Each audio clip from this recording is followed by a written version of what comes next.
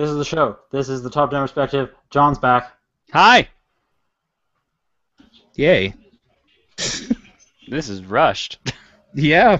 No, we're just diving into it. We're just, hey, John's back. We're getting to We don't mess around here on the top down perspective. No, we're just getting to what people want. And they want to know what we've been playing. That's not it. You can't go that fast. You're the one rushing now. No. Oh my God. Wow. All Sorry, right. you're Sean Booker. I'm Jon Wheeler. He's Paul. Yeah. Well, no. First off, it's hey, John, where have you been? Now I don't even know what we're doing. I've been in America and Canada, but not home, because that'd be convenient. Right.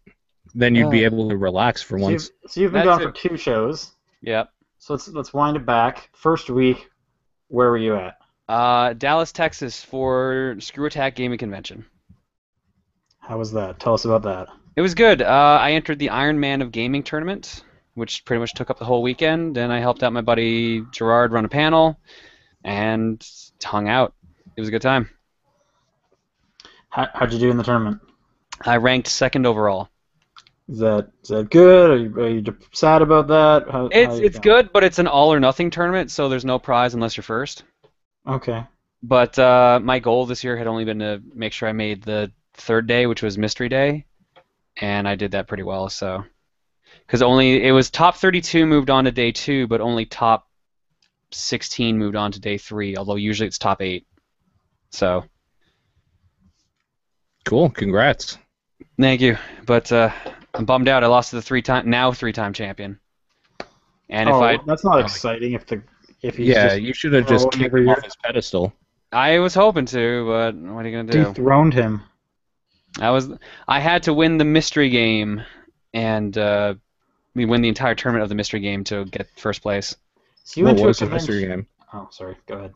The mystery game was an indie game from Sweden called Lethal League. Oh, okay. How was it? Yeah, we didn't know about what it was. It was interesting. For those who don't know what it is, it's basically Pong meets Smash Brothers.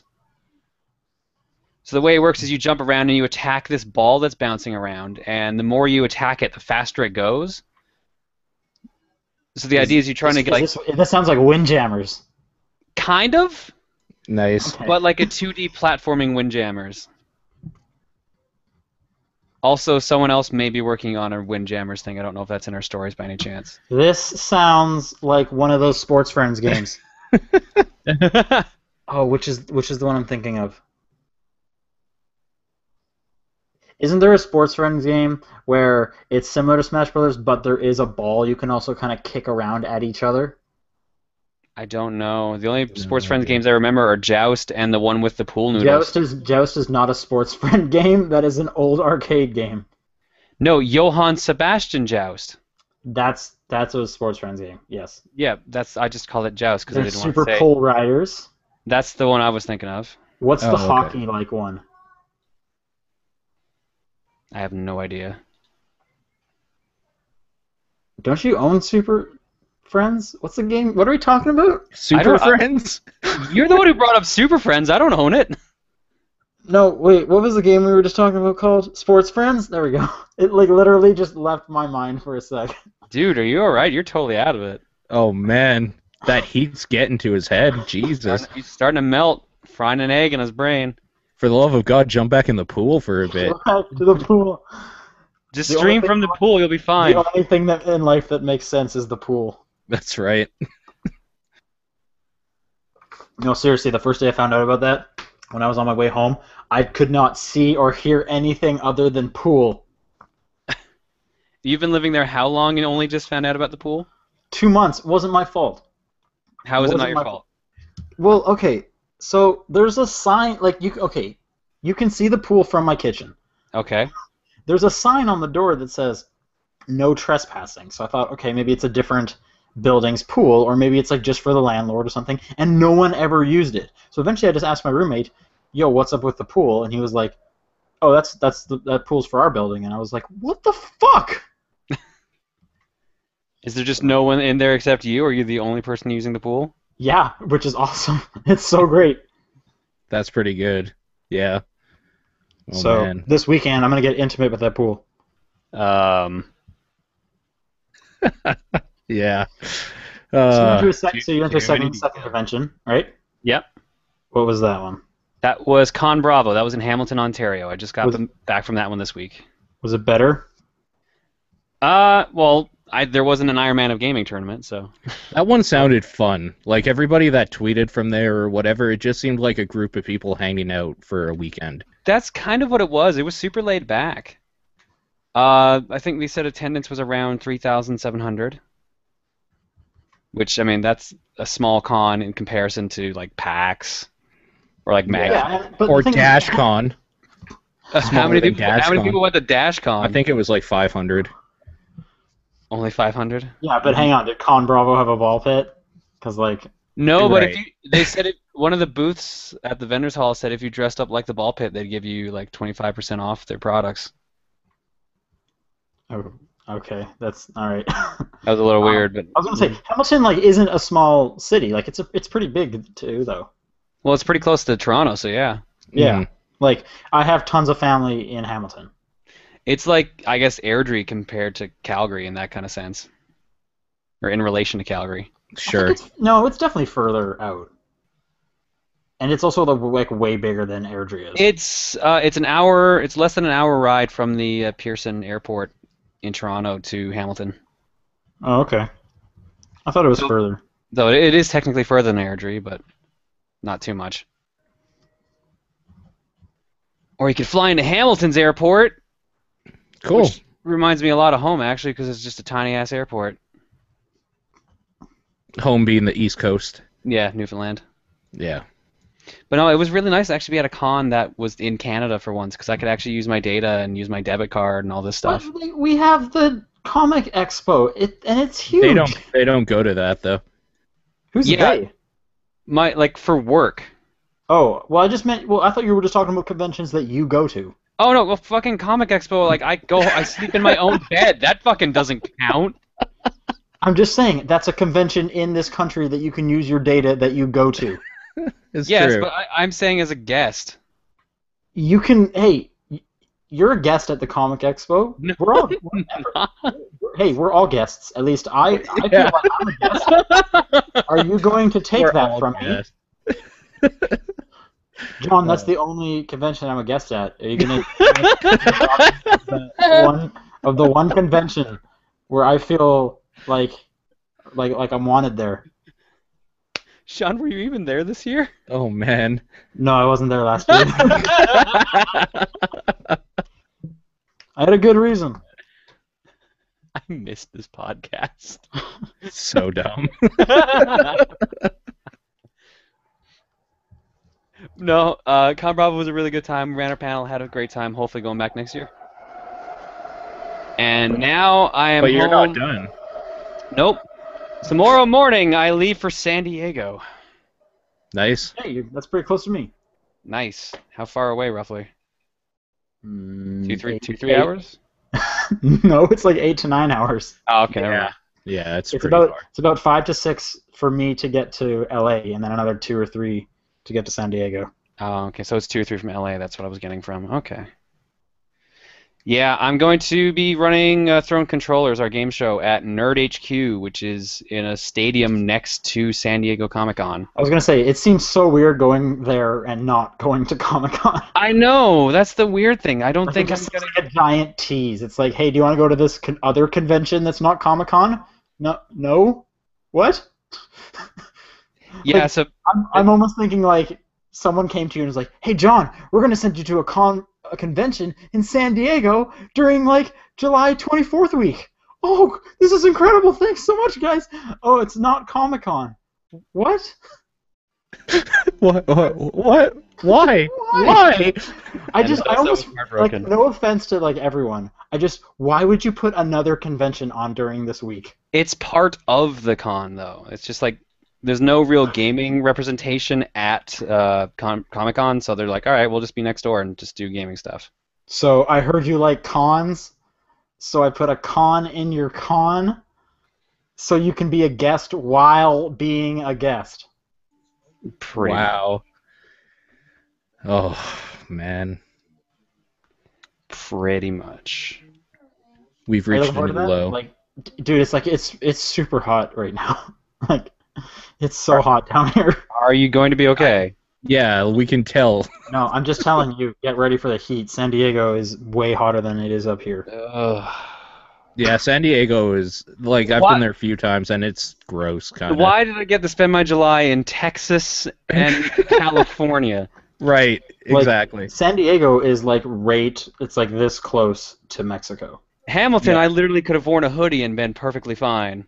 Oh, really? Well, I'm you're used to in San Hamilton Diego. being way hot. When you're in Hamilton, San Diego, there was you a can do it if you wanna. there was a ton of rain while we were there at Hamilton. It cooled it down considerably. Oh, that sounds good. It was really nice. It's been warm here. I wouldn't say hot, but definitely warm. No way, you guys have been having 30. You've actually been beating me for the longest time. I've been Yeah. jealous. But, you No, know, well, I'll it's just... because like I've been traveling so much. I got back last week and was like, I need to buy fans because this is the longest I've been in my apartment in the summer. Sure. Was 2 days. Did a bunch of stuff in your apartment, like, melt? No, but it was just like there's no air conditioning in the building, and the Oh, windows open probably like this far, so we needed fans in this apartment. yeah. To be fair, you barely need fans in Calgary. It's like summer is basically 2 weeks in July. Yeah, pretty much. But those were really shitty 2 weeks. Yeah. I'm just, you know, I just need to, even though it's not as hot as it was where you guys are for me, I'm just gonna remember, like, come fall, I'm gonna be laughing at you. So I just gotta hold on. Okay. I'm sure you'll be fine. Yeah, you'll do it. You'll survive. But that's it for my shenanigans. Cool. So now we can start the show. It's the top-down perspective. July 24th, and I'm hosting this week. All right. Hey, John, what have you been playing? Tomodachi Life. What? What are you doing, man? Okay, so You used I to had be to- cool. I had to practice for Iron Man of Gaming, so I kind of had to practice 6 games over and over. So I spent like Wait, you practiced Tomodachi Life? no, that was literally the only game I could play in between because I didn't want to learn a new game, and it requires so little brain function that I could just do that while like unwinding. It was like his video game drug to get away from the reality of life. Exactly. It's the only thing that kept me going, man. That's sad. Trying to get Kids, myself don't to do space. drugs. Trying to get myself to space, man. Don't do Tomodachi Life or drugs. They'll both rot your brain. Just doing some of that Tomodachi? Is that what the kids are doing these days? That's what Some the tea- Tomodachi? Yeah. You got your Tomodachi nail? Scoop it on up. Scoop up some of that Tomodachi.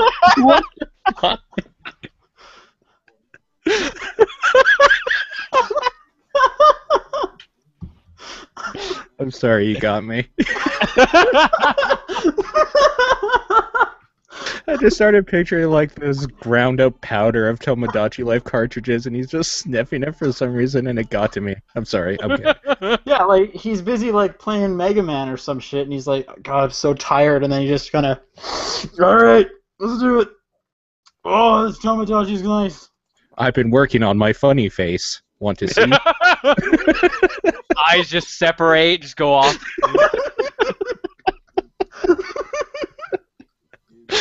Oh. I have to take the hat off. Oh, yeah, you snort it, and your eyes just do the funny face. That'd be so good. I'm just thinking, like, you just OD, but your eyes are just, like, permanently out when they find your body. Oh, that's so funny. Oh, it's another Tomodachi death again. Yeah. Overdosed God. on that life. It's definitely funnier than that whole game. He made it all the way to the yeah, moon. Fuck that part, man. Nathan was right. That was a disappointment.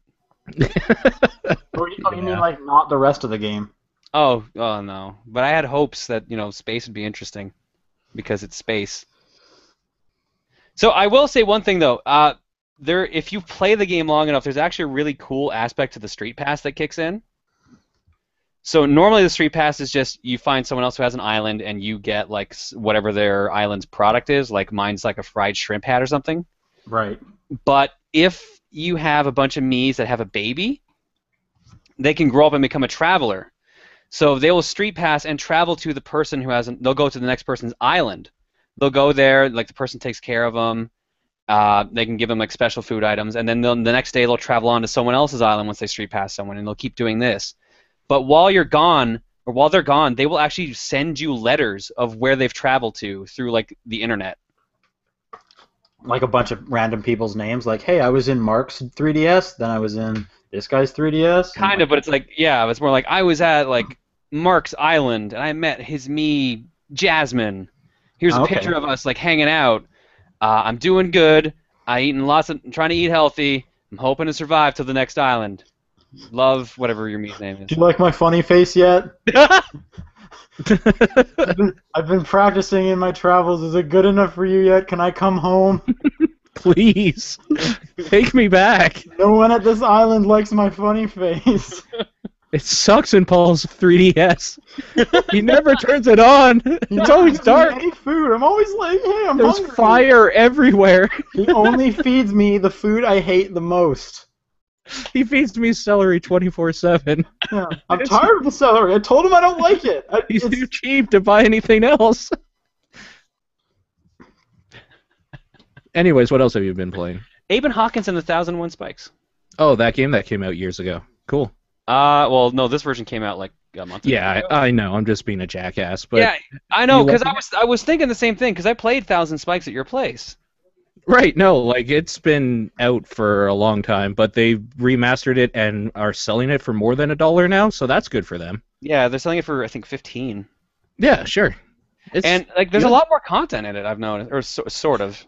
There's a tutorial stage, which is great. Yeah, that game kind of needed it, to be fair. Because if I remember correctly, you and I found out together that there's 2 jump buttons. Yeah, there's small jump and big jump. Yeah, because we had to find that out by dying a few times. Yeah, that game. Yeah. Oh man, the best part is like World 2 is pretty much the start of the Xbox Live Indie version. So World 1 in that one is World 2 in this one, and then so on and so on. So you liking it again? Or more? Yeah, but it's got a problem. Apparently this is a 3DS only problem. Mm-hmm. It crashes a lot. Yeah, because I I've actually never bought heard it of on the 3DS, and it sucks. I don't think I've ever heard of a 3DS game crashing. Well, surprise, Aben Hawkins crashes like fucking crazy. They found a way to break it. Apparently, like, you might have had the same thing happen. Did you pick like one of the other characters and try to play the game as them? No, I just had it crash when I was in the middle of something, turned it off, and then went and did something else. So I was like, fuck it. So what happened for me is I unlocked a new character, Commander Video, from the Bit Trip games, and Sean is walking away. As he's one to do. Yep. So I unlock Commander Video from the Bit Trip games, and I start playing as him. I get to like World 1-6, which is where you actually enter the temple, and then the game crashed. Like it just like locks up when he walks in, and then I had to like a hard boot my 3DS, and then the game was corrupted, so I could not play it anymore. My save file was completely wrecked. I had to delete my save file and start from scratch. That's really bad. Which really sucked because I already had like Aben up to like World 3, so it was just like, oh great, I get to play all this again. Great. Yeah, yay. So reading online, I found out what I'm supposed to do is basically just keep backing up my save every time I play it and hope for the best. But basically, I can't play the game with half the characters because they'll just crash the game. Which is That's so dumb. That's so dumb. Yeah. Quality product there, Nicholas. Good job. Apparently that's par for the course for Nicholas too, because they put out this RPG recently too, Gertania or something like that, that also was crashing like crazy up until recently. Really? I wonder why. I don't know. I guess they just don't have really good QA over there. Even on like the Xbox indie game version, it was totally fine. Yeah. Apparently like all the other versions are more or less fine too. They'll crash a little bit, but nothing bad. Interesting. One of my friends said basically the PC version has a memory leak, and I think he said crashes after like a half hour of playing it or something like that. But your save file will still be fine. It shouldn't crash at all. Well, like, yes, that too, but I'm just stating. Yeah, okay. I'd rather not start from scratch every time I try to play Aben Hawkins. Especially for a game that's difficult. Yeah, that's Yeah. because Because I was really psyched to have like a portable version. I'm like, all right, here's a difficult game I can play because I'm traveling so much. It'll be great. Why is Yeah. this the first time I've heard Aben Hawkins? Everyone else is just saying 1001 Spikes. Because the original game was called Aben Hawkins, Hawkins and the and 1001 Spikes. Yeah. I think it would think it was 1,000 back then. No, I believe it was. I think they added 1001. one spike. You think they added one more spike? That's it. They found room for that one spike. Yeah. I could see that. That could be pretty good. Like That's just- where the next gen comes in, right there. Yeah. Extra spike. Well, now they have enough like power. You know what? I'm actually right. I wonder. I bet that extra spike is in like a pretty awesome spot. Aben Hawkins and 1,000 spikes, and then 1,001 spikes. They So added the new spike. game does it actually have Aben Hawkins in the title? Technically yes, but like it's written smaller. Okay. So most people just refer to it as 1,001 spikes. Yeah. Fair enough. It's still a good game. Otherwise, it just sucks that it crashes so much. I'd argue it's not that great, but don't know. still have fun with it. It's my kind of game. So Sure. But yeah, that's all I've been playing. Unless you count the Iron Man games, but I haven't really been playing them much since it's Right. over. You do play a lot of it though. Oh so. man, fucking Nidhogg was. If I can find the footage of the final match we did for Nidhogg, it was phenomenal. Like that's the best match I've ever played. Still lost, but it was the best match I've ever played. You posted some video and you lost really quick. What am I thinking of? What are you thinking of? Because didn't you put? You played a Nidhogg. Was this maybe just a Nidhogg tournament? I'm there thinking were two Nidhogg tournaments I was in. One was at okay. E3. That one got posted, and I got knocked out in the finals. Yes, that's what I'm thinking of. Yeah, that was just a short tournament, but yeah, I lost in the finals of that. And Okay. at Iron Man of Gaming, I also lost in the finals. Right. Okay. Cool. I guess we'll move on to Paul. What have you been playing? All right, I started Divinity: Original Sin, and Okay, that's kind of cool. fantastic. Very it's really cool. good. Yeah, and like for an early access title or whatever, I think they're in beta now technically, or whatever they want to call it. $40 is still probably worth it. It seems very solid. Did you play any of the Divinity games, either of you? No. No. You have this Okay. on Steam? Like the Divine Divinity and Divinity games? Are you No. asking if they're on Steam? No, I'm asking. Are you playing Divinity: Original Sin on Steam? Sin on Steam, yes. Cool. Yes, so I that's what I bought. probably will play that relatively soon. Sure. Okay. No, yeah, it's really good. That whole series is basically like Diablo with more D&D like qualities towards it. So there's more world interactions and like different things you can do. And yeah, I've only played a little bit of it, so I can't speak too much about what's going on in there, but it seems really solid, especially for what was an early access game, or might still be for all I know, and for $40, so I'm pretty happy with that. But I started getting into Starbound recently, and it's been a weird slippery slope because when I first bought that game and booted it up, I played it for 10 minutes and like uninstalled it because I didn't like it at all. But I've been playing it with a friend of mine, and that game changed into something that is way too addictive, and I don't like it. I don't So like how what's the addictive. You don't like actually enjoying a game you're playing? I don't like feeling like I'm addicted to a game that I'm enjoying. Like, there's a lot of like, oh, I gotta mine more stuff so I can craft better stuff.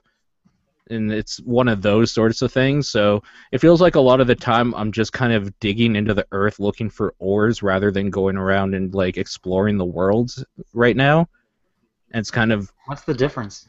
a chore. I don't know, like when you're exploring the worlds and stuff, it's kind of fun. You like see the different planets and like different things. You kill a bunch of people if you want or whatever, if you find some civilizations and whatnot. But right now I'm just kind of in the middle of like in between worlds sort of thing, where this next one I want to go to is harder, so I need better equipment, but to get that I'm having to dig into the earth and like just mine a lot. And that's kind of gross, but This just I don't sounds know. like Minecraft. It is basically 2D. It's Terraria, essentially. Space Okay. Terraria, which was 2D Minecraft. So that's what that is. And that's why I stopped playing Minecraft, too. So, I don't know. We'll see how long that lasts. But Tuesday, Hearthstone: The Curse of Naxxramas Adventure came All out. right, yeah. How's that? It's really, really good. It's so good. So, did you like buy all the episodes, or what'd you do?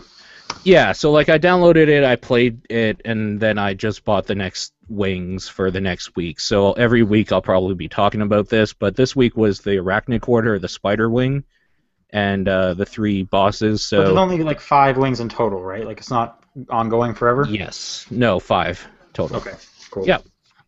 But yeah, I've been playing that. Kind of a fun way to actually play that game again, because I stopped playing it online against people just because it just hasn't been fun for me recently. I've been playing it for a while now, since beta, right? So it's like kind of tired of it, but this was a brand new thing, and it's kind of just like boss fights sort of thing. So that's been pretty cool. And then they added some class challenges. They're adding new cards in with this, so it's been cool getting the new cards and seeing some new artwork and hearing some new background music as I'm playing, and like playing against opponents that are really tailored to just kick your ass in heroic mode. But it's been fun. It's been a good time. I'm really enjoying that so far. And that's it. That's all I'm talking about. Okay. What have I been playing then? Oh, I'll mention Golden Sun 3 real quick. So I've just been playing that on the train. I'm on the final boss now, so I'm about to finish that game. When did you start that? That's the thing, is I started that game for almost 5 years ago. Wait, what? 4 years ago. Came out 4 years ago. I bought it the day it came out, which would have been 2010. Okay. So almost 4 years ago. To be fair, I obviously stopped playing it for the longest time. Yeah, so when did you start it back up? Might be the better question. I would have been in the last 2 months, and it was actually, I started playing it once I finished up with Tomodachi Life. I was like, all right, I need something on my DS while I'm on the train. I still haven't finished this thing, so yeah, I've been playing that, and I'm about to finish. It looks like it's going to take me just over 25 hours. Will be my game clock time. That's short for an RPG. Even a handheld one. I'd have to go back and see how long the first 2 were. And I'm definitely doing like almost everything in that game. So Maybe it just felt like the other Golden Suns were longer. maybe there's a big like kind of twist at the end that I totally saw coming. Like it's almost one of those twists that it's like, is this game made for kids? Because like, who couldn't see this coming? Like, anyway, I won't get into it if anyone's playing Golden Sun, but yeah, Golden Sun's great. I'm about to finish that game. It'll be nice to finally put a bow on Golden Sun 3. I've been playing more Strider. I talked about this the last few episodes. Nice. That game is still just a great podcast game because the story is who cares, and you just have to hit the square button a lot. But you're in future Russia. You have to save future Russia from the future Russians. I guess. Like, hey, I'm having fun with it. It's just the story is completely non-existent. It's basically like, can you hit square really fast? Go for it. Just keep hitting square, and you just like never stop running. That guy he moves all the time. There's like a sense of speed to that game that I really enjoy, because he's like, you do a jump and he's doing like 3 flips, or he's doing like a back handspring, or he's latching onto a wall. Like, I just love the movement, and there's really tight air control on how you move. Like, it almost feels like Meat Boy in how tight his air control and just the control of the character is. I'm enjoying it quite a bit. And you're sliding around, and I just never stop moving, basically, and I just feel like this amazing machine of robot destruction.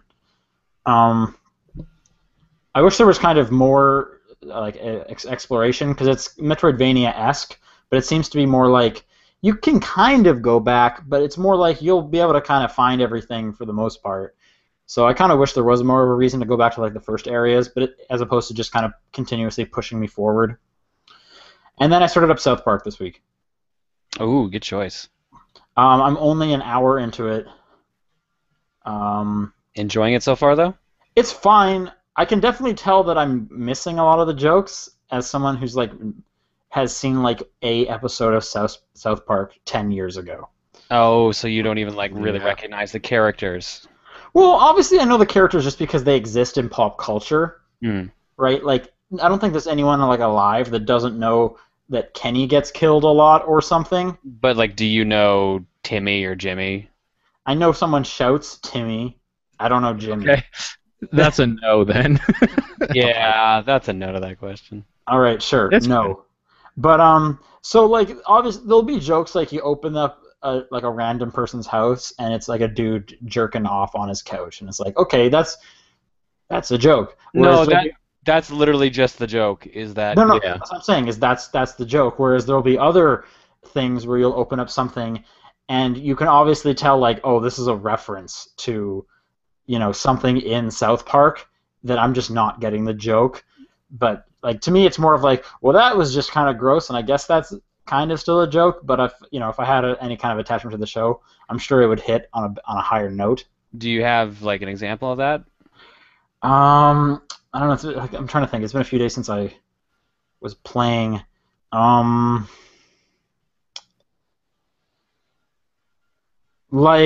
Okay, there's like a Chinese food restaurant or something. Oh yeah, Shitty Walk. And it's called Shitty Walk, and obviously it's like okay, this has been like in the show before, and I bet this is like a full character. Yeah. Exactly. Yeah. Whereas like to me, it's just okay, because it's racist accent. He's saying shitty and stuff. That's a joke. Okay. Well, that's still the joke for that character. To be no, but I'm sure it's hitting references where a lot of people would be more like, oh man, it's this guy. I totally loved when he said Shitty Walk. But, sure. Okay. So I'm sure a lot of these jokes are either they're not. I don't know if they're going over my head, but they're just like not hitting where they could be. So I don't know. It's just kind of an interesting experiment to see what's going on. The game seems fine. Seems pretty easy actually. Yeah. Which I didn't hear it was challenging or anything. So I just did the Shitty Walk thing where you go and fight like the Mongolians. I did that. So. I got a gas mask, so I can't get pepper sprayed. Did that. I haven't really done a ton in that game so far. Is there any reason to take a poop in the toilets? No. No. Does the poop? You item can pick do it anything? out. You can pick it out of the toilet, and then it's basically like a poison attack. You can throw it at an enemy. Okay, because I've been taking it because like I take everything in that game. Sure. Like it's basically BioShock. You just Can I open this box? Grab everything. I don't care what's in there. Well, it is Obsidian. They sure did do BioShock too. And I was gonna say, and that's another one of those things where a lot of the things in the drawers and stuff, I don't think like they're just considered junk, and I don't even think you can use them, right? No, they're pretty much for selling. Yeah. So, but there'll be all these very specific items where it's like I don't know what this is or why this is funny. Which is like, I'm sure this is from like very specific episode number, blah blah blah. Yeah, like 90% of the junk you'll pick up is literally a reference to some random thing from an episode. Exactly. So to me, they're literally just junk. I guess I guess that's completely lost on me. But then every now and then you'll get like a dildo, and you can kind of craft like, whoa, this was in the parents' room. What's going on there? What? Oh. Yep. Or this is a really weird sex toy. What's going on? Anyway, so yeah, South Park. I'll probably play a bit more of that. Actually, this is kind of weird. So Paul and I were talking about this. So I'm playing your copy of it from Steam sharing. For some reason, there's a whole bunch of saves on my system. Just like how weird is that?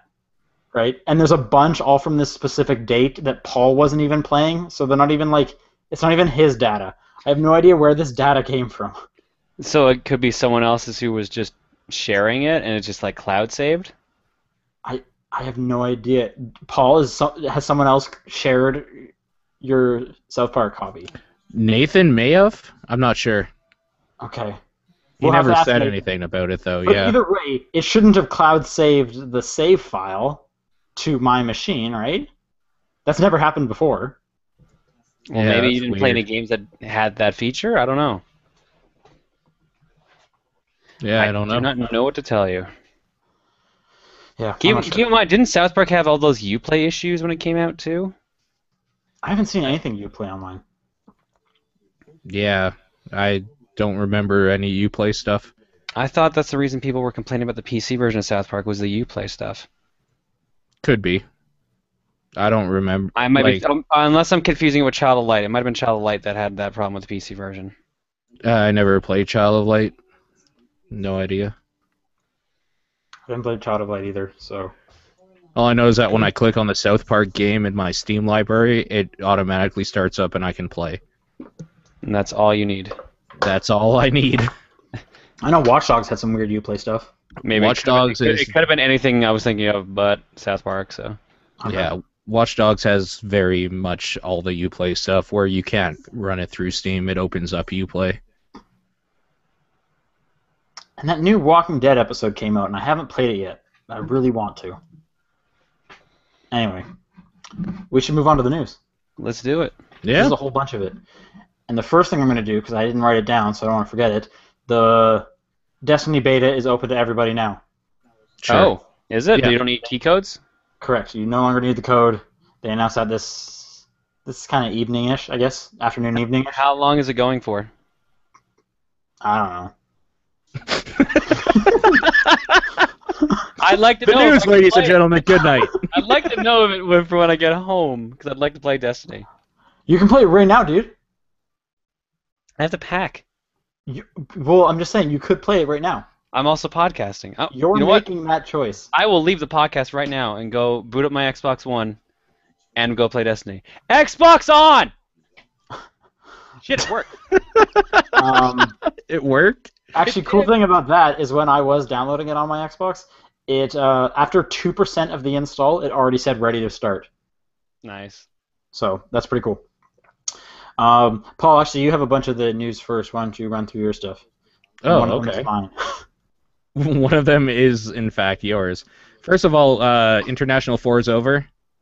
Team Right. Newbie was crowned the best Dota team in the world. I assume Team Newbie is not actually made of newbies. No, in fact, they are kind of a super group of a lot of really good Chinese players. That seems like anticlimactic. It is. It's 100% the most anticlimactic, considering... Was Sorry, go ahead. Was it a good finals? Like, was it exciting? You know what? For Chinese Dota, yes, it was. What? Wait, are you saying there's like a subset of Dota? There was. Chinese Dota was very slow and meticulous and, like, really long games and just kind of nothing really happened a lot. This time it was kind of like they were just unleashed or something. It's almost like somebody told China, yo, you guys play really slow and it's boring, and this year they had to make an example of themselves or something because they just went at it like crazy, and it was really fun to watch. But yeah, I don't know, they kind of swept it. Like, they lost the first game in the finals, and then they took the next 3 in a row and won. So it is what it is, I guess. I was planning to watch the finals just to be like, if there's something to watch, it's the finals. Then I completely forgot. Sure. Well done. Yeah. I mean, So- if you're not really into it, you will just forget. Like, it's totally fine. But I heard good things about like the actual like newcomer stream, like the dumbed down stream. sure. So I didn't get a chance to look that up either, though. Dota, I don't understand Dota 2. People play and somebody wins and goes away with 10.8, was it? $1 million? I thought they broke 11. It wasn't a grand prize of 10.8, right? It wasn't the grand prize like 5 million. No, I don't think so. Like the overall was over 10 million, but not just one team got that. That was just the split up. prize pool, yeah. Yeah. The prize pool. So I think wasn't first place like 5 million or something. Yeah, it might have been. So yeah. Yeah, 5 million. Did they? No, they didn't break 11 million. They got really close, though. Okay. That's cool. But Jesus, that's so much fucking money. That's a lot of money. That is a lot of money. Like, You know I what? don't know. You say that's too much money. That's too much money. I completely agree with you. It is Yeah, way like- too much money. That's probably going to corrupt that person, and they're gonna just they're just gonna spend it all on Tomodachi dust. And, On Tomo? Not another death. yeah. there's Much gonna be- life once again. Yeah. He's not gonna be at the Jesus. thing next year. He died doing what he loved, making a funny face. Yeah. He never stopped trying to perfect his funny face, and he was always open to criticism. And that's what I liked about him. And I'm gonna miss him.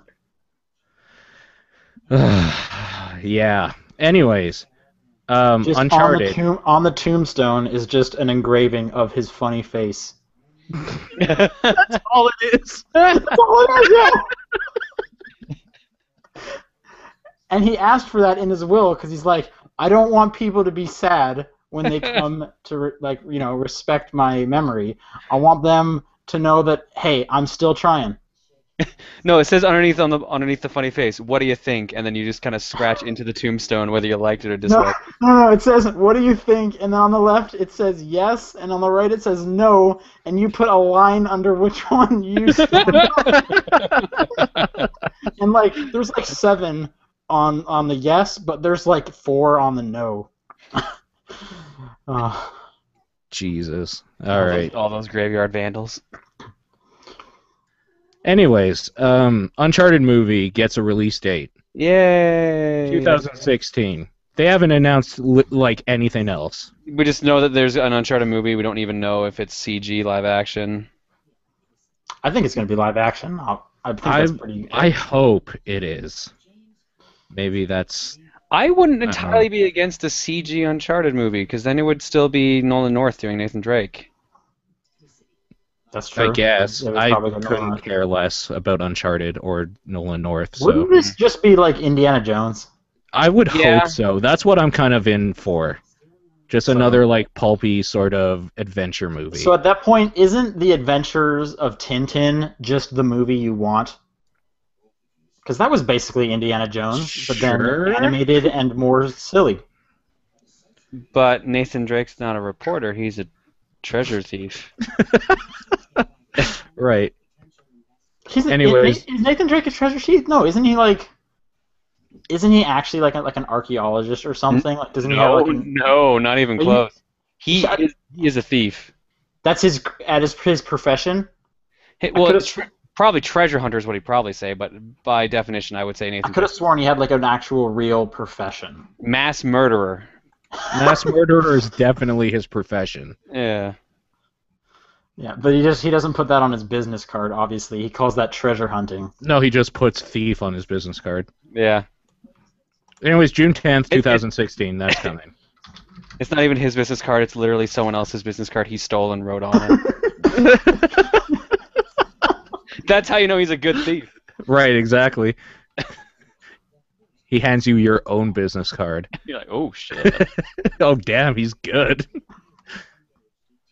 Okay. PlayStation 4 gets the next update is going to be the 3D Blu-ray support. So that means it finally supports proper 3D TVs?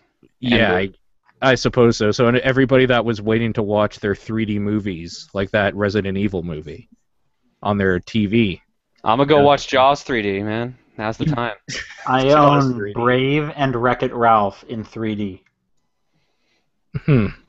I own the Shrek series because it came with my television in 3D. Nice. Solid. And by came with your television, you mean that was the first thing you bought before you had the TV? And you were like, no, one day, guys. It actually did come with the television because it was like, hey, you're buying a 3D TV? Here's stuff to watch on it. It was more like you bought those movies and you're like, well, I guess I need a 3D TV to watch these bad boys. Actually, the TV came with the movies. That's how it worked.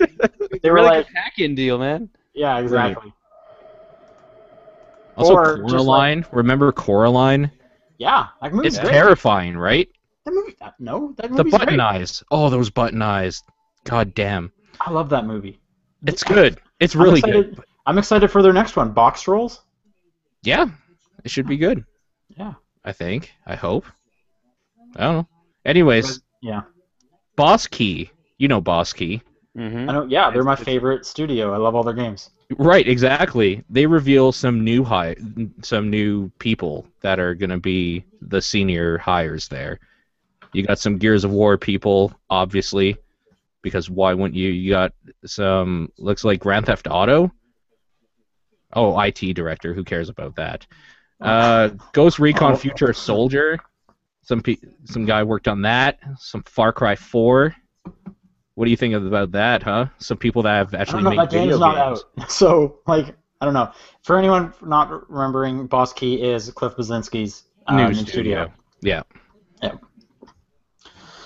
Do we know the names of any of these people, or is it just they got people from Epic? They got people from. Yeah, Yeah, no. The it says their names. senior producer is Chris Mielke or whatever. Joshua Parker, senior gameplay programmer. Chris Wells, the senior character artist. Shane Smith, the IT director. James Hawkins, senior concept artist. And Sarah Asby, executive assistant. Yeah, most of the people seem to work on all of Gears and Fortnite and Unreal. Yeah. Whatever happened to Fortnite? Is it still? It's still coming out, right? It's still coming out. In fact, I believe they just showed stuff at something recently. There's been a lot of things going on. Something that John's been at probably. And he's the one asking. Knowing Just my like life. I walked right by the Fortnite thing every day.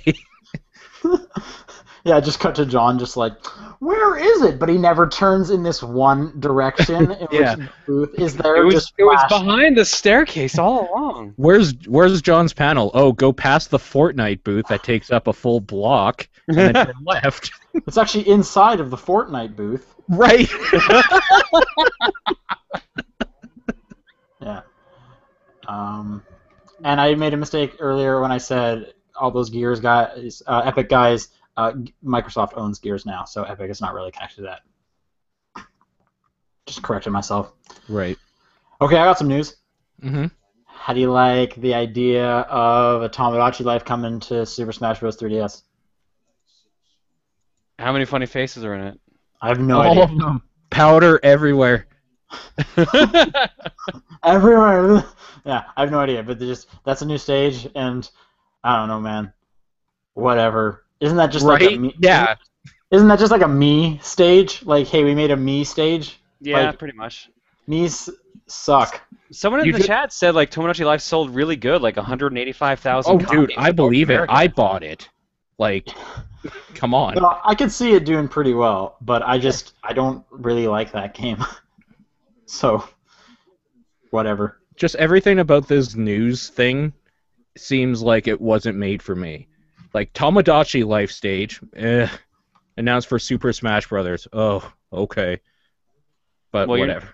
I'm not a fan of either, really. Yeah, I was just saying, nothing's gonna get you hype quite like Tomodachi. Tomodachi Life, right? I know. Like the one thing that, it wasn't all of the cool characters from stuff I do love they've announced. It's this Tomodachi Life stage. That's what's gonna get me. Next bit of information is actually, or news is actually pretty interesting. So there's a settlement, or a settlement might be going on from that PlayStation hack back in 2011. Right. It lasted like a month long. Well, the settlement's been approved. It has not been approved. That's what this story is I about. read that it was approved, like just yesterday. Yeah, I read that too. That the courts approved their settlement. It's going to cost them like $6 billion. Or not that much, but quite a lot. No, the one I had was 15 million. I don't know. The Weird. story I have says that this was a proposed statement.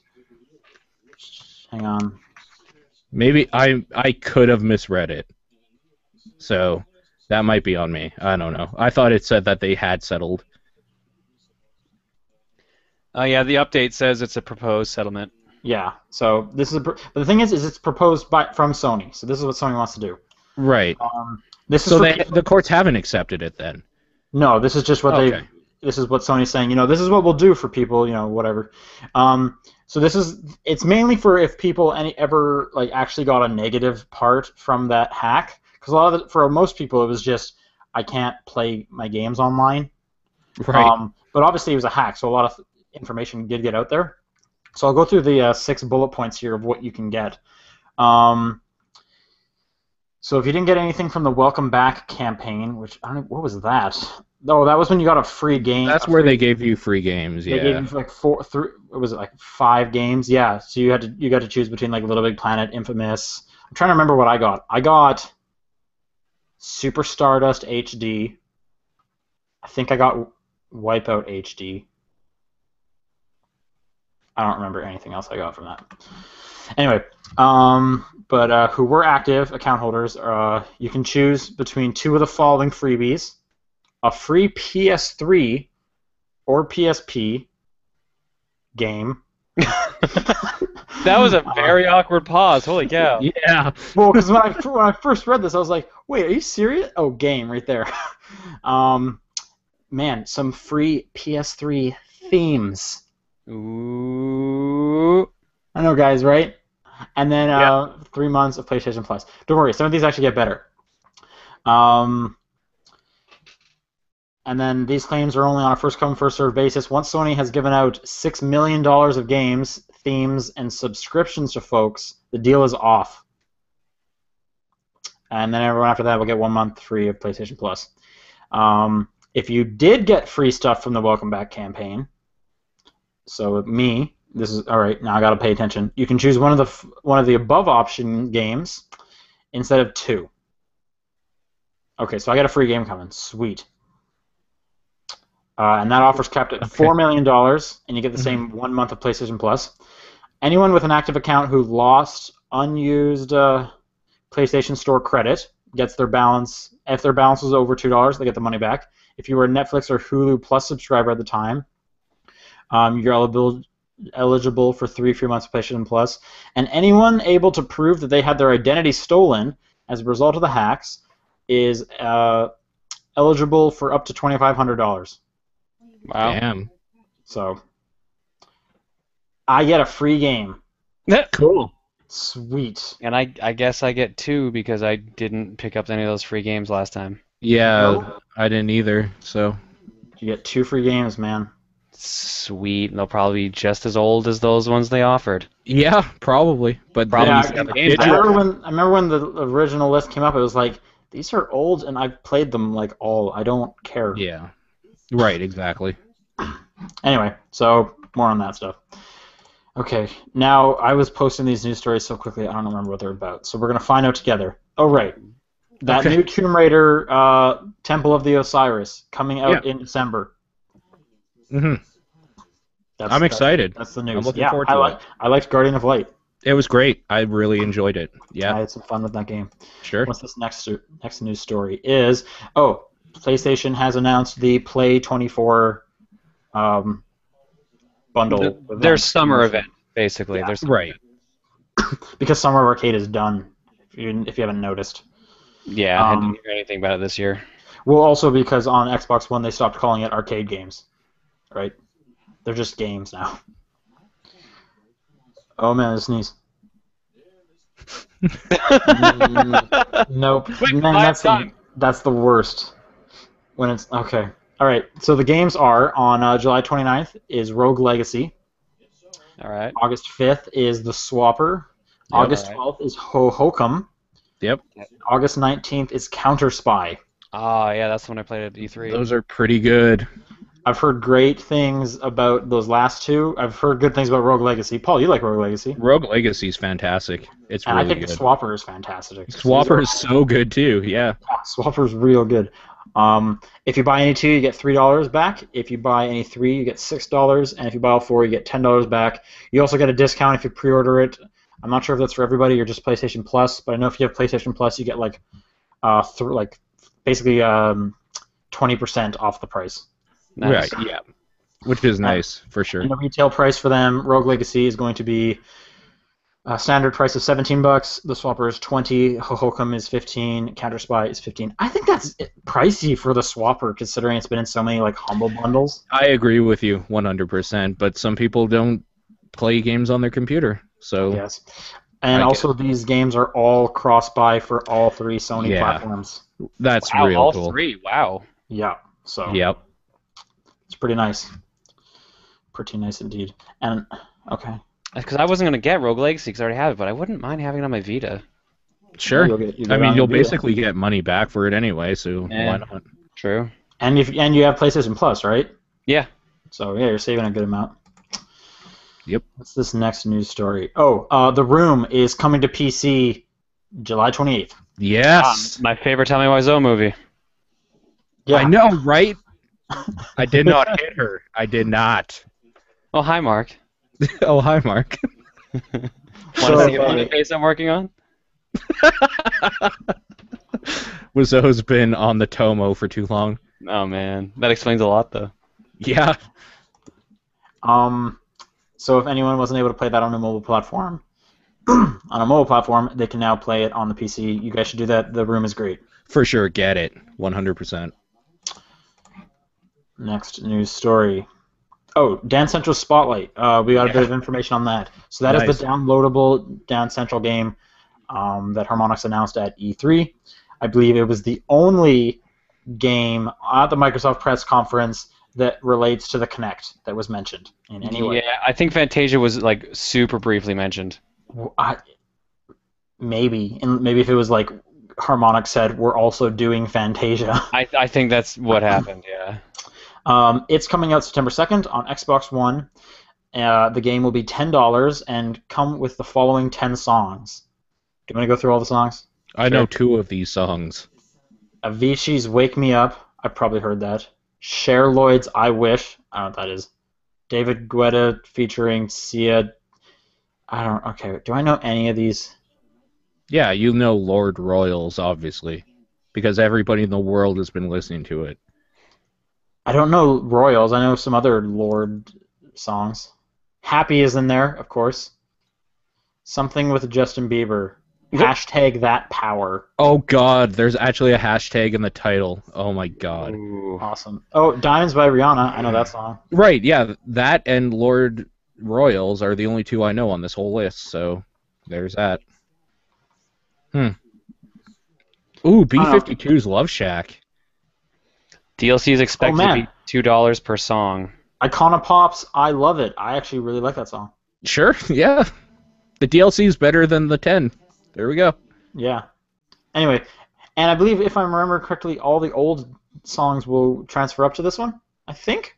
Add-on content from previously purchased versions of Dance Central for Xbox 360 are Spotlight compatible and easily loaded into the forthcoming game. And on top of that, Spotlight features an expanded fitness mode with special dance routines authorized to focus on strength and cardio. So get your groove on. That means I can dance with Poker Face. Hooray. Or Pitbull. I know you're all about the Pitbull. You know I love me some Pitbull. I know.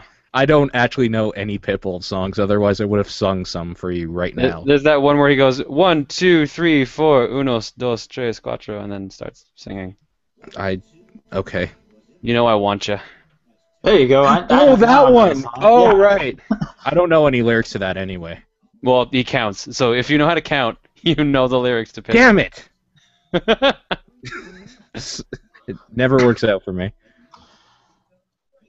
The next Xbox One update is bringing new features. The list of them are updates to the activity feed. No one cares about that. Expanded friends area on the home. I guess that's kind of okay. Mobile purchases. How was that not already there? A low battery notification. How was that not already there? Disable notifications during video. Again, how was that not there? Good to know that they're getting their launch date things out now. It's only been out for almost a year. That's now it? They're getting 3D Blu-ray support as well. It came out in November, so it's actually pretty close to a year. Yeah, it is. I was just being sarcastic. Okay. And a last seen time in the friends list. For example, last seen 20 minutes ago playing Forza 5. Great. Yeah.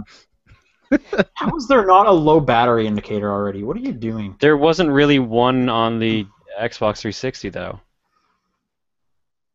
Like your controller flash, that was it. Dude, that's right. There really wasn't.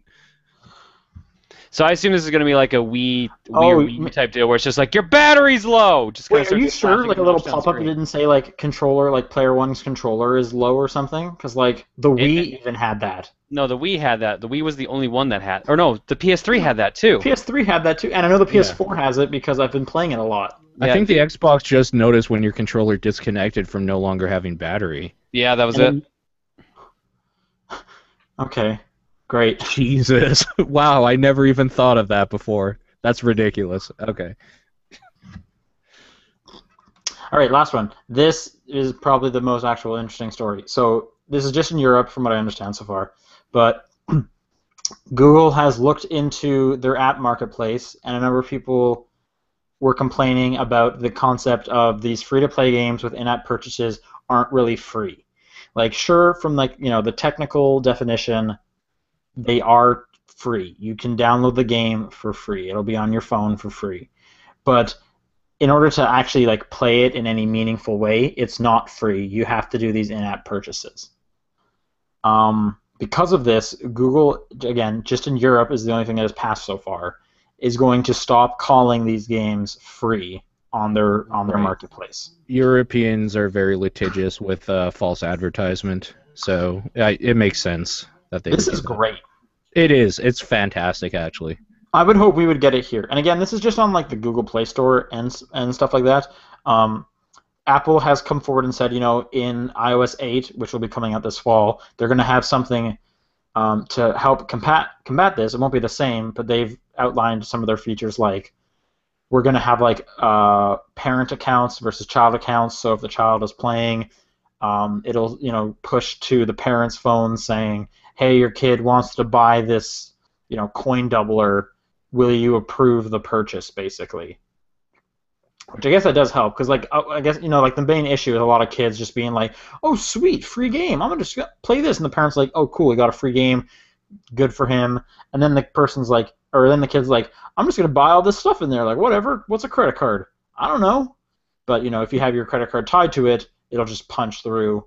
So, I've seen tons of horror stories of parents getting crazy phone bills from Jetpack Joyride. Stuff like that. So this is great. I doubt this is going to be coming to North America anytime soon, but it should. That would be nice. So I thought that was pretty interesting. Do we want to make mention the whole Google buying Twitch thing? Yeah, I was about to ask if you didn't. Did that happen? Yeah, it's been officially confirmed today. Google is buying Twitch for, was it $1 billion? A few hours ago, $1 billion. Yeah. Huh. So, watch out, streamers. Did they? I don't know. I don't know. Do you think they'll get their bots running through streams though? It makes sense for video content because it's a stationary thing. Streams are always going. I don't know. I honestly have no idea. The only thing that worries me about Google owning Twitch is that now companies are going to slam Twitch for the same problems that YouTube went through. Yeah. And yeah, I guess so that's what you're talking about when we had our conversation beforehand, and I just didn't know that this happened. Yeah, what if you're playing music or something copywritten, right?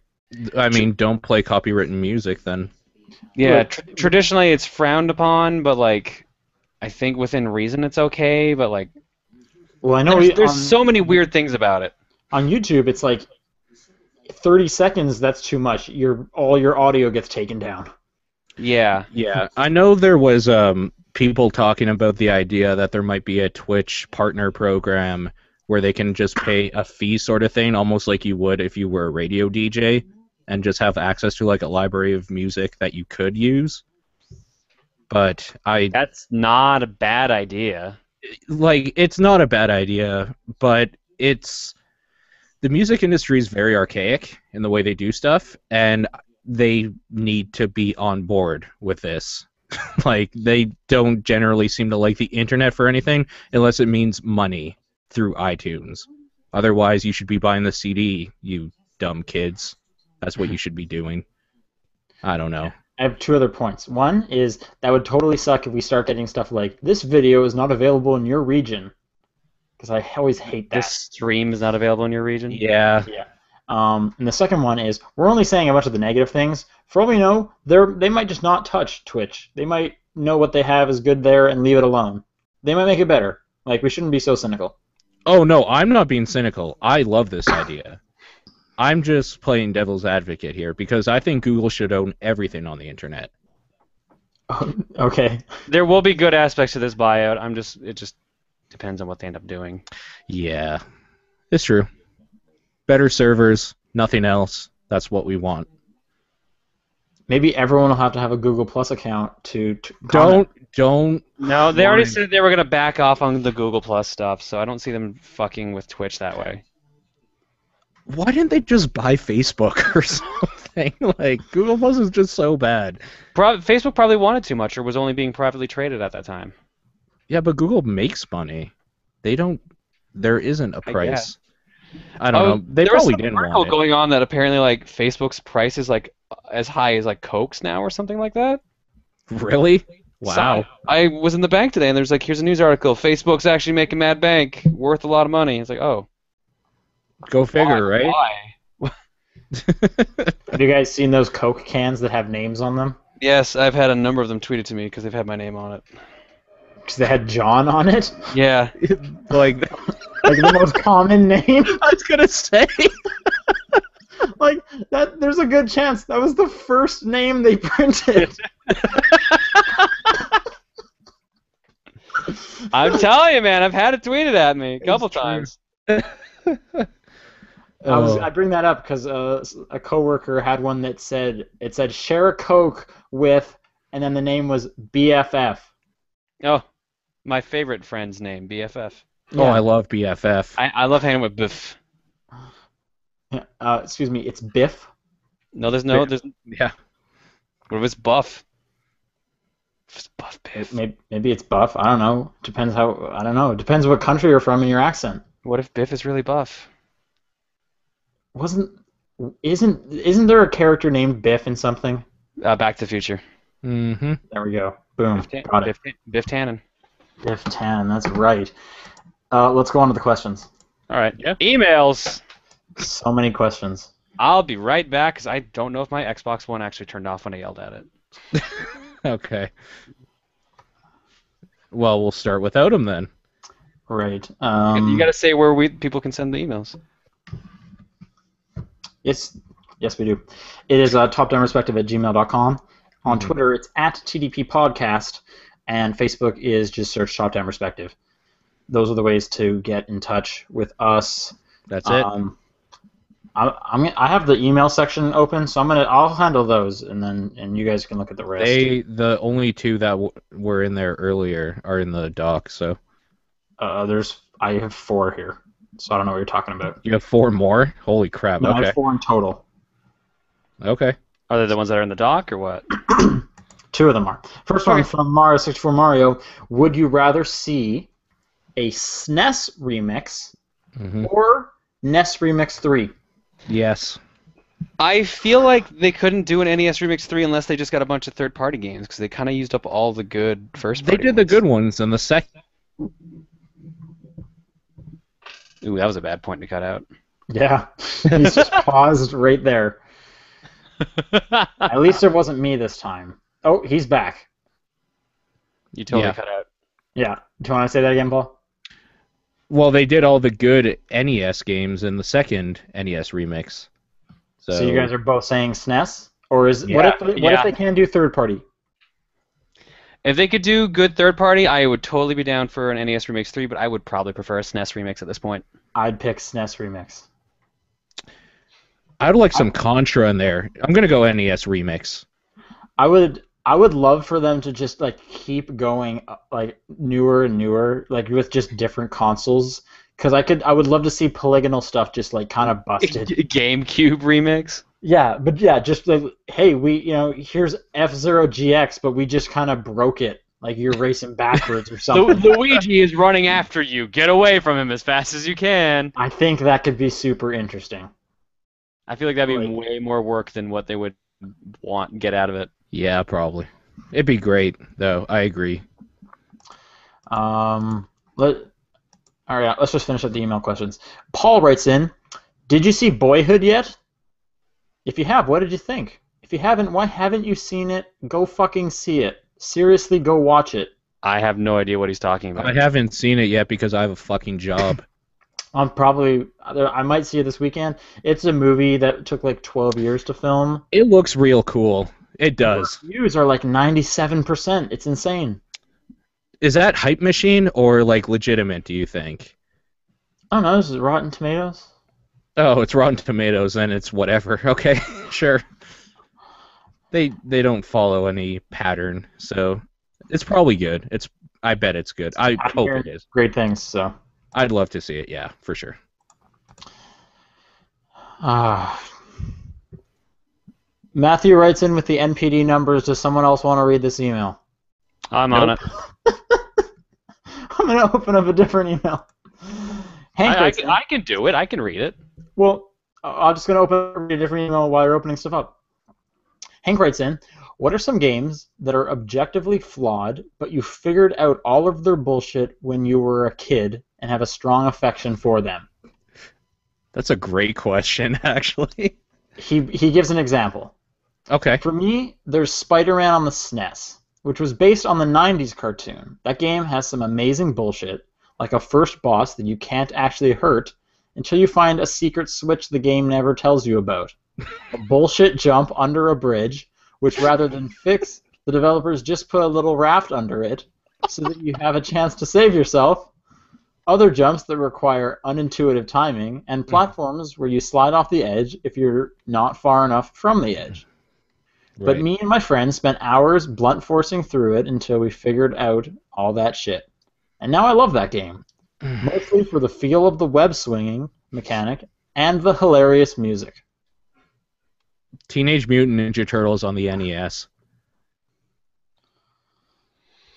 What about that one? It's just not very well designed, but you get used to it. Yeah, you know what? I'll agree with you on that. Because there's literally... Okay, there's one jump I'm thinking in particular that you can just walk over. Yeah, the one on stage 3. Yep, that's the one.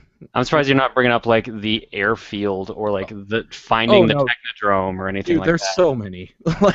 There's so many things. That was just the one that maybe more people could relate to. Because after that, it's like, well, I'm done with this. Throw it out the window or something.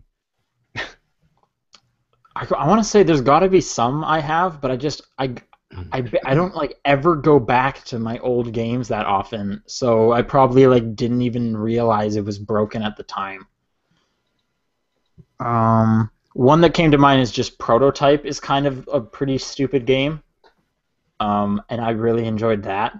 I love Prototype, but is it like broken or flawed in that way? I wouldn't say it's broken. It's just kind of like super repetitive and ugly, and it's just sure. Like, yeah. But for some reason, I played through that entire game. Right. I'll say actually, how about Crackdown 1?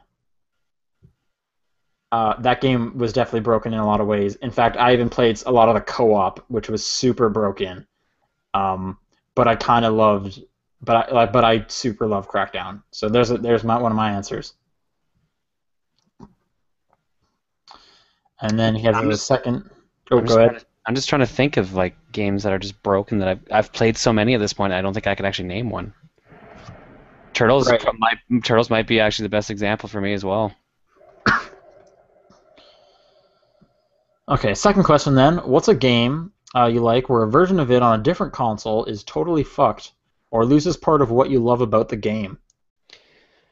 Gunstar Heroes on like the PS3 and Steam and all that. You can't revive mid-stage. Kind of screws up the multiplayer. Isn't it on like the You Don't Know Jack Steam versions? You can only play with 2 people. That was the latest version of it. Yeah, you can only play with 2 people, and like you share the keyboard. Yeah, like what? What? Now the original You Don't Know Jacks, 3 people shared a keyboard. That's also crazy to me. But you buzzed in. That's how that worked. You don't buzz in the new You Don't Know Jack.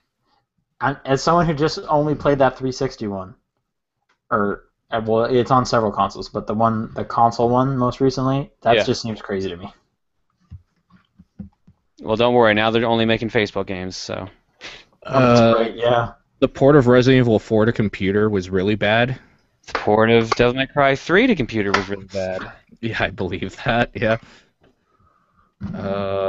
There was a while there where they were trying to put a lot of games that probably shouldn't be on the Game Boy on Game Boy. Like Mortal Kombat and Killer Instinct? Yeah. Can I say every PSP game because almost all of them are ports, and they shouldn't be? Sure. Like I specifically remember playing Prince of Persia Warrior Within and just being like, how do I even manage this game on this thing? I remember Katamari came out on PSP. You had to use the buttons to move them. Yeah. Oh, man. I think they released StarCraft on like N64. Yes, they sure did, and Command and Conquer. That, I mean, people did like it.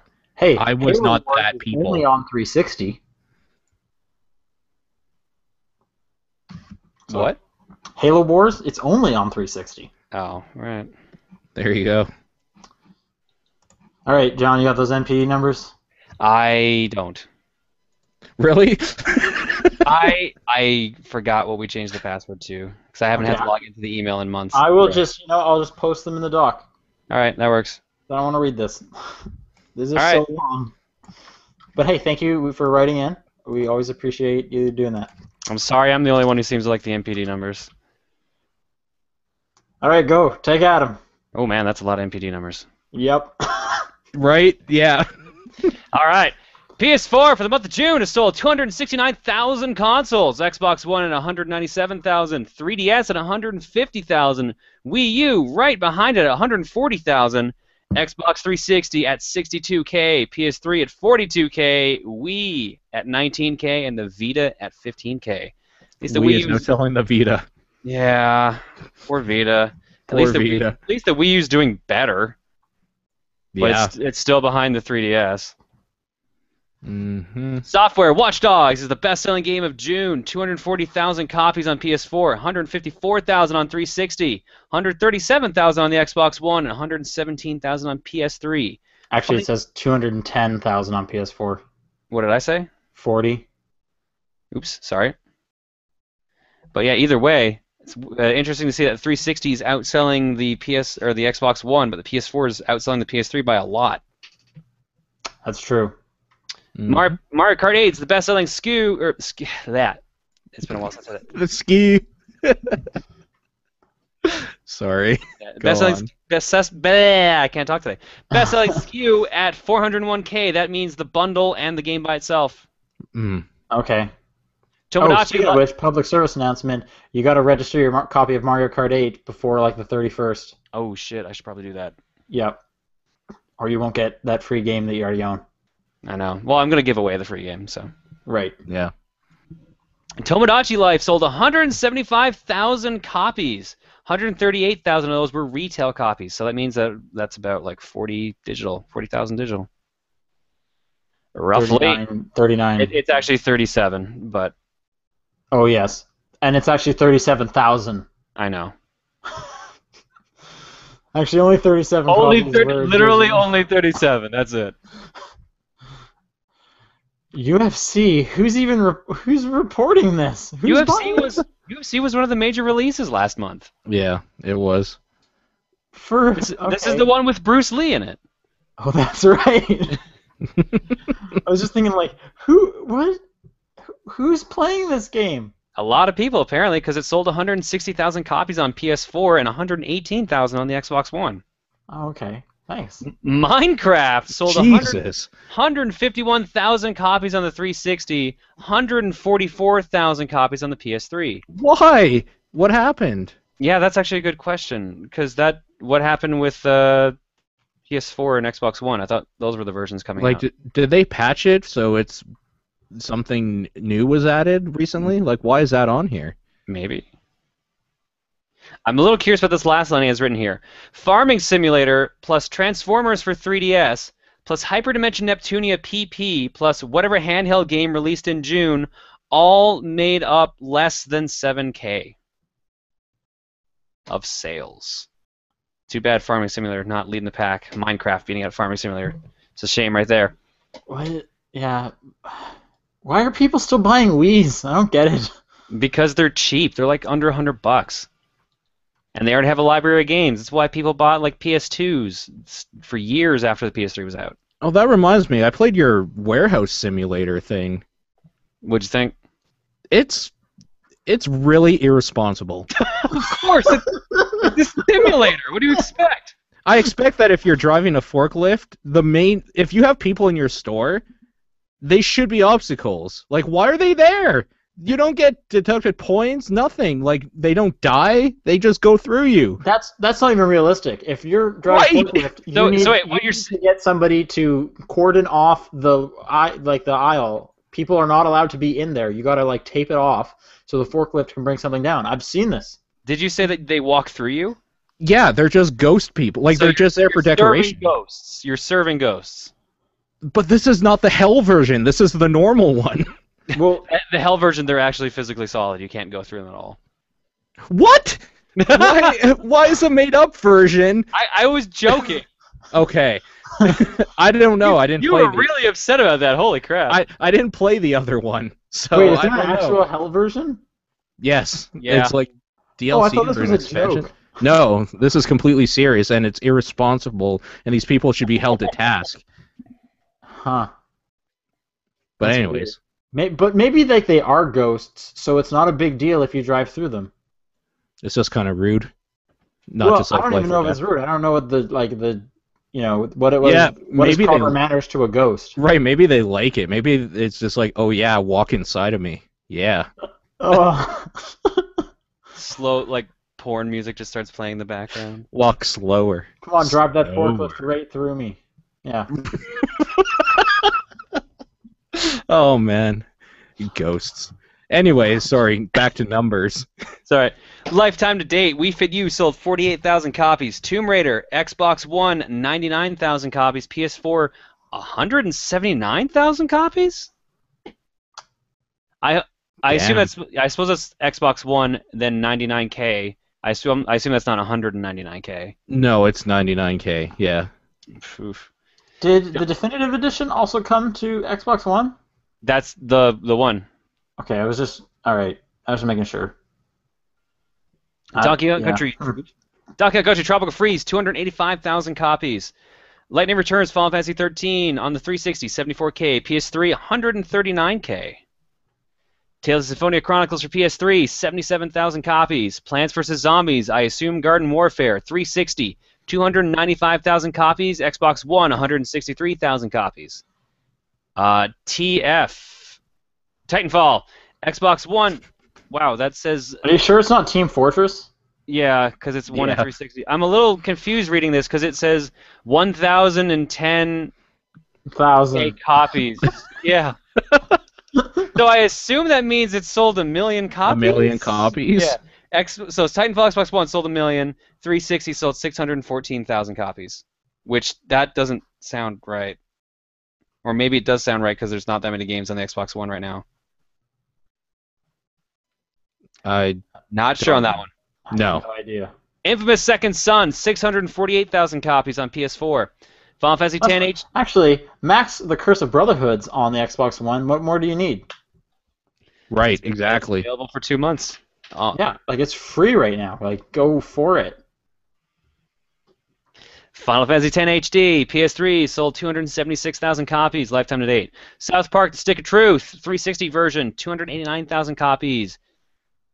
I guess PS3, 236,000 copies, and Dark Souls 2, 360, 227K. PS3, 218K. That's really close. Damn. Mario Kart 8. Here's the thing I'm a little confused on now. Oh, okay, I see what the breakdown is. 753,000 copies retail, 885,000 copies overall, which means over 100,000 copies are digital of Mario Kart 8. 132,000 to be exact. Nice. You I'm did it. sorry. That's I'm okay. sorry. I did the same thing. I did the same thing earlier, so it's cool. And Watch Dogs, PS4 version, 793,000 copies sold. Xbox One version, 500,000. 360, 326,000, and PS3, 255,000. Damn. I guess their strategy of let's put it out on everything works. If you that's some nice bought numbers. the bundle for Mario Kart 8, did you get like a physical copy of the game or a download? Physical. Okay, I wasn't sure about that. Yeah, wasn't Watch Dogs like the most successful Ubisoft game of all time? Yeah, that sounds right, actually. I believe Yeah. that happened during pre-orders. Yeah, because these are the NPD numbers, so they don't count PC releases, which I think it actually probably sold best on PC. It wouldn't surprise me. I think Yeah. Steam also doesn't share that info. That too. So, But you could have gotten on Uplay. Oh boy. And that's it for the NPD numbers. Thank you as always for sending those in. All right, and we got a bunch on Twitter. Allison writes, has Professor Layton versus Phoenix Wright been confirmed for North America yet? Yes, it actually has a release date. I don't remember what it is. I'm looking it up. Cool. A different Allison writes, thoughts on the canceled Yogg's Venture game that raised over $500,000 on Kickstarter? Did you or anyone you know back this project? We mentioned this a bit last time. We didn't talk about the part. No, this is a different thing. All right, before we get into this, Phoenix Wright versus Professor Layton, North America, August 29th. I thought it was late August. Yeah. Okay. Yeah, so next month. It's pretty much a month. So there was like two things going on with the Yogg thing. We mentioned the first one last week was Yogg's Discovery was last week. Yogg Ventures is basically like a Minecraft clone sort of thing they want to do. So from what I understand, they tried to get this random game developer to make their game because they're known for Minecraft stuff, I guess, on their YouTube channel. Mm-hmm. So it's primarily Minecraft-like. And then when they raised all the money for it, the developer said, like, we can't make the game. And then they just kind of kept the money? No, it's a little different than that. So, Yogg's Cast is with the company I'm with, Polaris. Or at least that's like the partner company they're with. But as far as I'm aware of, this is all like done on their own. So they started a Kickstarter where they wanted to make their own game, which was the Yogg Ventures. And they got this startup company, I can't remember, Winter or something. Yeah. Winter Wraith. Yeah, Winter Wraith to work on the game. And they said that, they're a bunch of like seasoned people who worked on many games before, but they, as a company, they had never made a game before. So they promised all this stuff. They promised basically like there would be like a crazy open world game with like physics and real-time physics engine and all this other crazy stuff. But it was essentially like a Minecraft-esque sandbox style game. Yeah. They started putting up. There was a public beta for a while, or private beta for Kickstarter backers. They were able to play it. They easily made their goal. I think 300-something thousand went into it, something like that. And then there was a bunch of silence for a while. And apparently after a while, the company that was working on the game went bankrupt and dissolved. I remember reading some stories about the guy who was running the company didn't say no to any of the things that the Yogg's Cast wanted to put in the game, and ended up promising the sky, basically. Worked on it so much that his marriage fell apart. They originally like quit their normal jobs to work on it, and then they couldn't financially support it anymore. It just became like this horrible, mismanaged nightmare, basically. So now the problem is Yogg's Cast is basically putting all the blame on the company, and they're saying that they don't have to really do anything as a result to like pay back the Kickstarter people. But they're like, out of the goodness of their hearts, they're giving away like these other games. Basically, the way it's all been worded has become like this weird nightmare. He said, she said, disaster of a PR nightmare. Right. Yeah, and I was hearing a lot of stuff of like, when they were first asking for the money, they were really like, saying great things about the developer and really supporting them. And then once the developer kind of messed things up, they're just like, hey, we're not connected to them. Like, what are you talking about?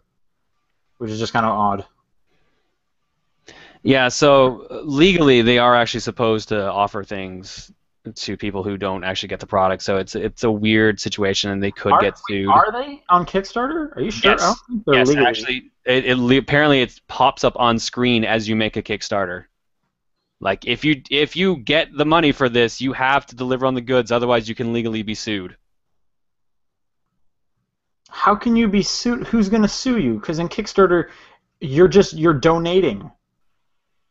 Not quite. You're donating with the promise of getting a good in return. If you don't get anything, not even the finished product, then they're in breach of contract. Okay. So as long as they get something with this name on it, basically they've covered the contract. Not that there's really a contract. Sort of. Let me see if I can find like the actual text. Because I know you're not like, any kind of stakeholder in this project, or it's not an investment or anything. Okay, this is from Kickstarter's FAQ. The question says, is a creator legally obligated to fulfill the promises of their project?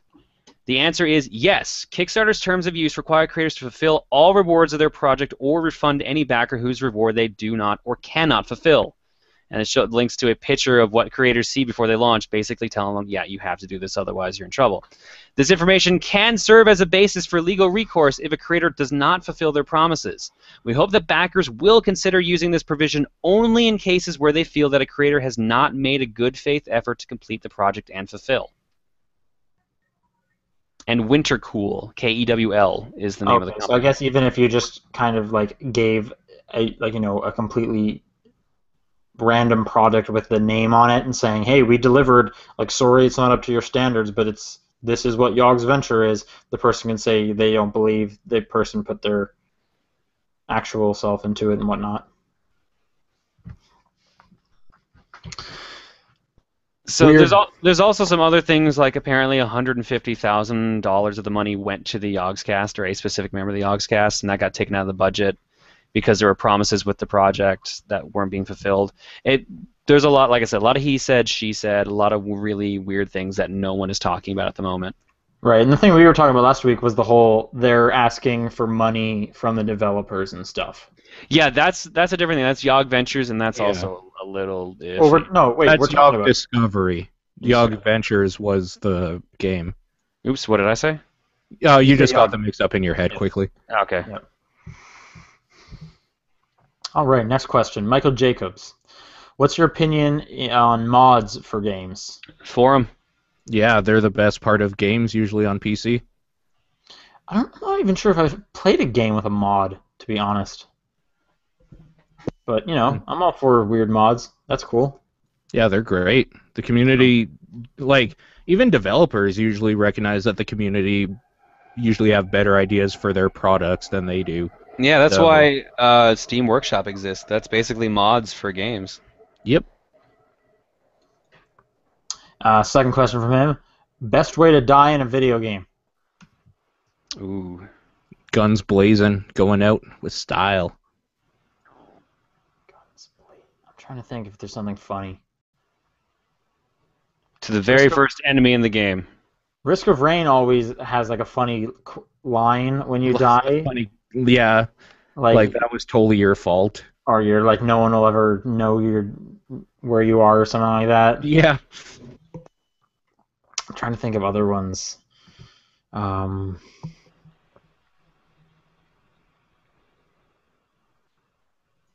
was always disturbed by Leon's death by chainsaw in Resident Evil 4. Oh, man.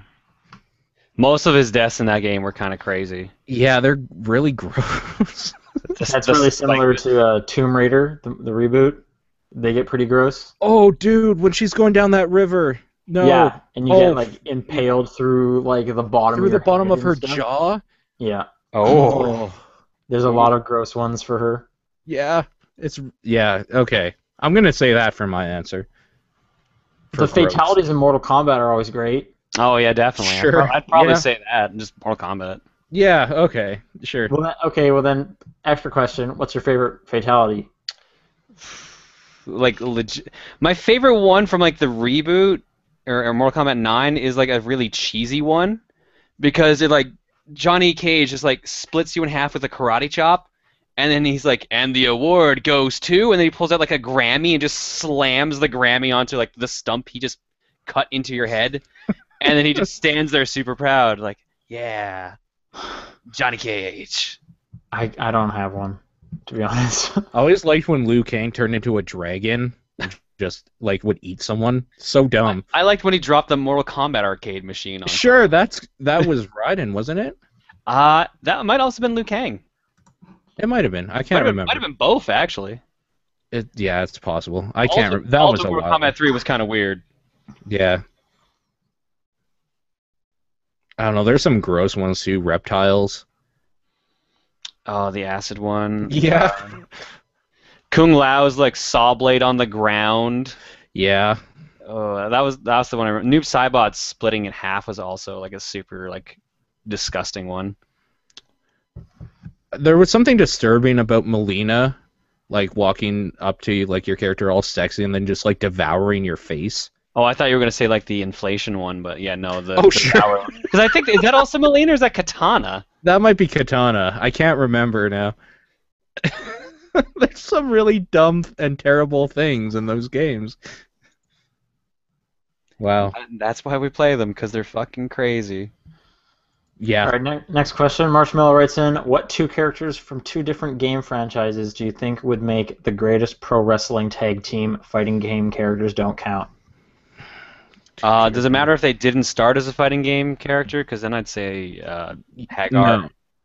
Yeah, okay. Hagar and anyone else, because really Hagar would just do all the work. Hagar and anyone. Hagar and Hagar from a different Final Fight. Right. No. Hagar and Zangief or whatever. But he said Zangief doesn't count. It does in this world.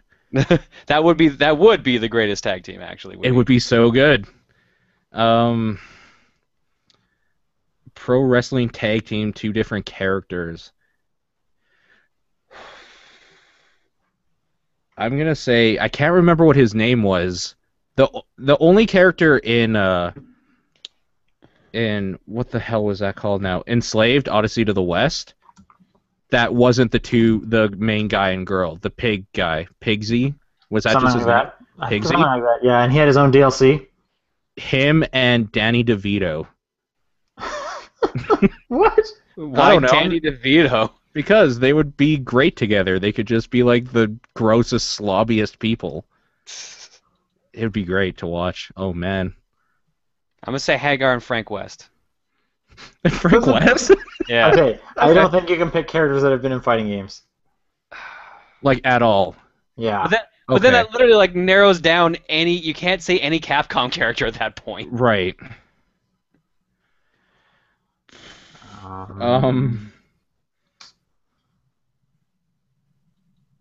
Eco and Wander. The greatest tag What? team. That's the worst tag team. Well, they're the only ones that haven't been in a fucking fighting game at some point. They're the last two. Every Gundam. Every Gundam. Yeah. Like, I don't know. I picked Superman and Goku. No, they've both been in fighting like games. a million fighting games each. That was the joke. I picked Superman and Spider-Man. I picked Superman and Red Sun Superman. I just realized even goddamn Red Trainer, like Pokemon Trainer, has been in a fucking fighting game. Yeah, so you kind of, by not allowing a fighting game character, you've almost excluded like the majority of video game characters. I pick Batman and Pikachu, but the Pikachu's also wearing a bat cowl.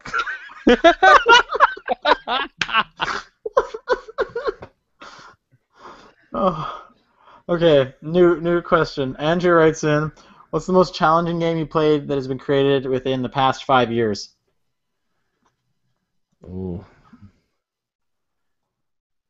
Super Meat Boy. Really? Oh yeah, that was the last 5 years. You don't think Aben Hawkins is harder? I think Abe Hawkins is easier. Really? Okay. So I far, my opinion might change.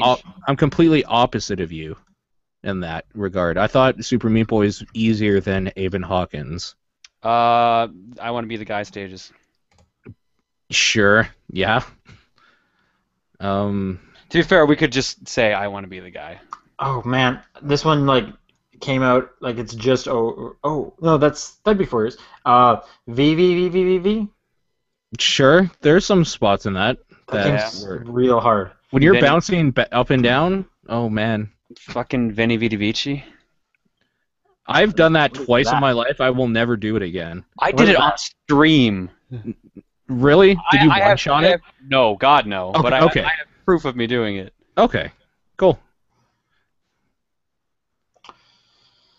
Mary writes in, now that there's been a release date for the Uncharted franchise, June 10th, with no casting announced, who do we think should play Nathan Drake, Sully, and Elena?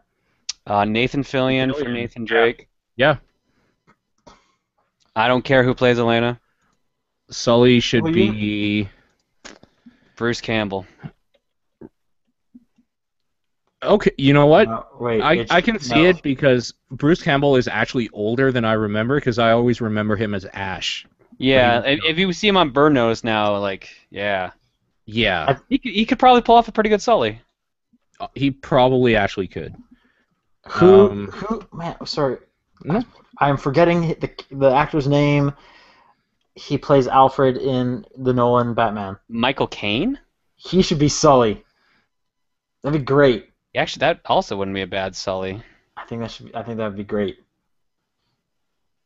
And Elena. Literally, you could pick any blonde female actress. Like No, Jennifer Aniston. No. Okay, maybe within some reason. There you go. You have to put a little limitation on there. I'm thinking like Selena Gomez. Is this serious right now? No, of course not. I thought this was the top-down perspective, not the Right. up-my-ass perspective.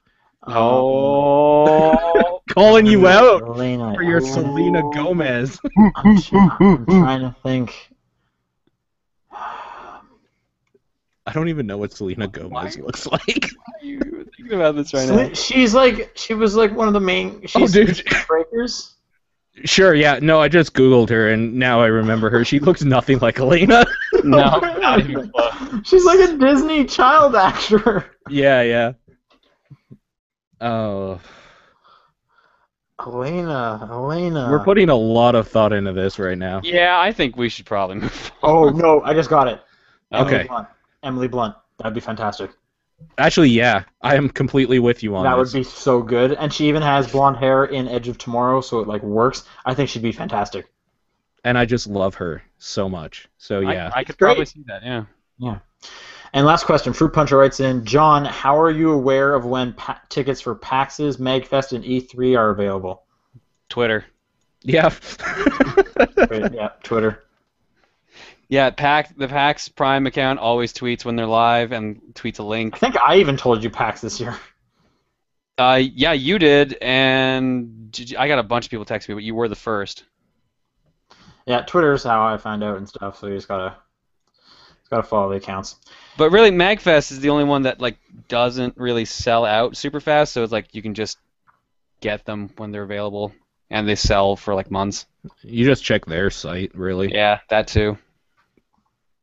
But usually their Twitter accounts will be like, yeah, registration's open, go for it. Also, do you, like, when you say, like, get tickets for PAX and MagFest, that's a little different than E3. Yeah, E3's like $1,000. So. Yeah, E3 you have to show credentials if you want to get in for free. Otherwise, you're paying $1,000. Right, so that's more of an investment. That's more of a business deal, yeah. Yeah, And that's it for emails. that's it. Game of the week. Game of the week. Avon Hawkins. And Strider. 1,001 spikes. Starbound. Cool. All right. John, are you going to be here next week? Yes, I'm not going to be traveling till PAX. Nice. Wait, Good to have you back. Aren't you going to San Diego? After that, I mean. Because I'm back for next week. When I get back- you leave tomorrow. I leave tomorrow, come back Monday. Oh, okay. Yeah, so I'm not traveling again till PAX Prime comes up. Cool. Which is like a month. Yeah. So I get a break. It's nice. Cool. All right. Well, then all three of us will be here next week. Thanks for everyone for tuning in. See you And then. we'll see you guys then.